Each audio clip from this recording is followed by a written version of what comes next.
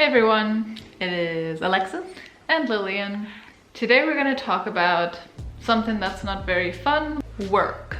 Before you skip, let us talk. No matter what kind of job you do, what kind of workplace you're in, if you are a queer person, you're gonna always have that question of, do I come out to my coworkers, my managers, etc. And a lot of times that's not even a decision such as, oh, I'm gonna just walk in and tell everyone, hey, I'm gay, but it's more like it comes up in the conversations that you have. What did you do on the weekend? Do you live alone? Do you have kids? Some people say that sexual orientation and conversations around that don't really have anything to do with the workplace, but the thing is, it's a part of us, just as their families, partners, or just what they do in their free time is for straight people. If you're not gonna be out, you have to actively avoid it, maybe even lie, or just be like, I don't talk about my personal life.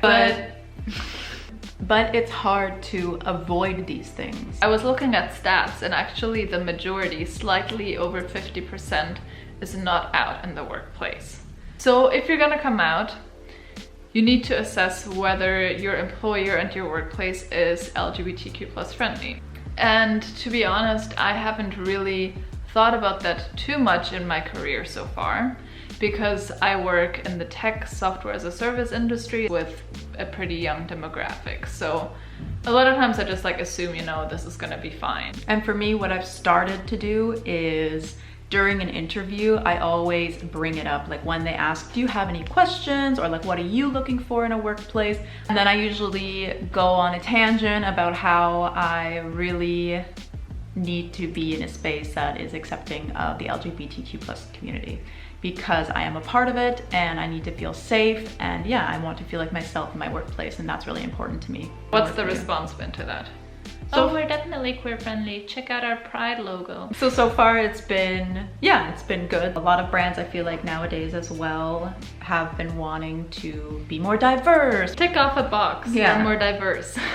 Not all companies are like this. Choose wisely. So how do you assess whether your employer is really queer friendly, and what does it mean to have a safe workspace? But so at this company that I currently work for, which I shall not name, so there was an issue where someone expressed homophobic sentiments on a public channel.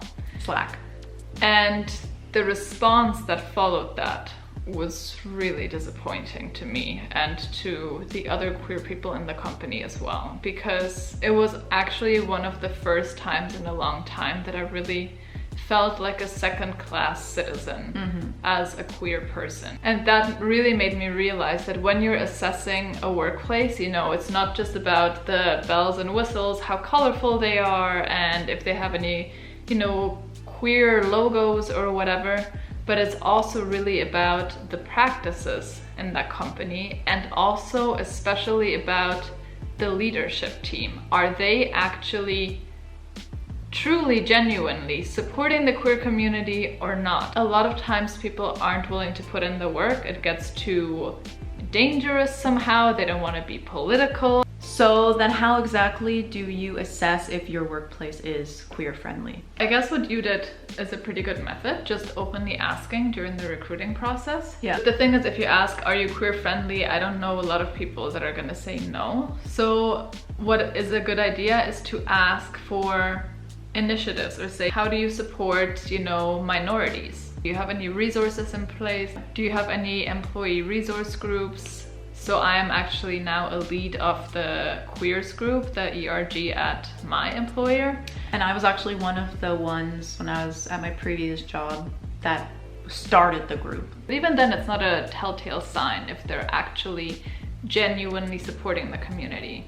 You can see, for example, you know, have they posted anything on their website or social media about any donation efforts or any events? Not only around Pride, but also during Pride, because my employer, for example, stayed completely silent during Pride. So I was like, okay, at least that's not like rainbow washing. But on the other hand, I'm like, but it's actually almost worse if you're just like, not even trying. No.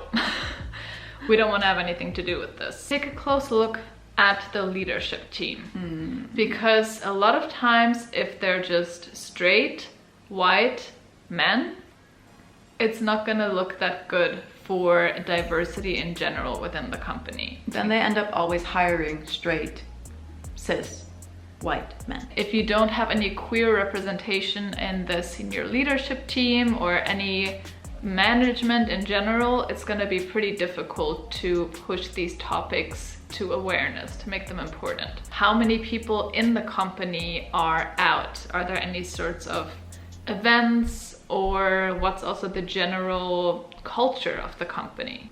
I always ask, like, what is the culture in like an interview? They're like, well, what happens if you then find out that your workplace isn't queer friendly? Again, it always really depends, because right now I'm just imagining like the type of companies that I work for, but some of you might be working for, like, you know, at a restaurant, At a mall. True. What?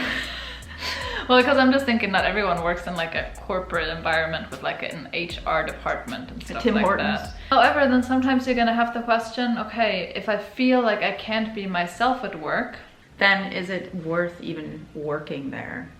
yeah, do you want to put your energy and time into someplace else? And honestly, that's a very personal opinion. You know, I'm still working where I'm working despite the issues, but you can also see it as an opportunity to make some change. It is incredibly draining, but it can make a huge difference. Yeah. And also, you know, sometimes, you know, we gotta pay our bills.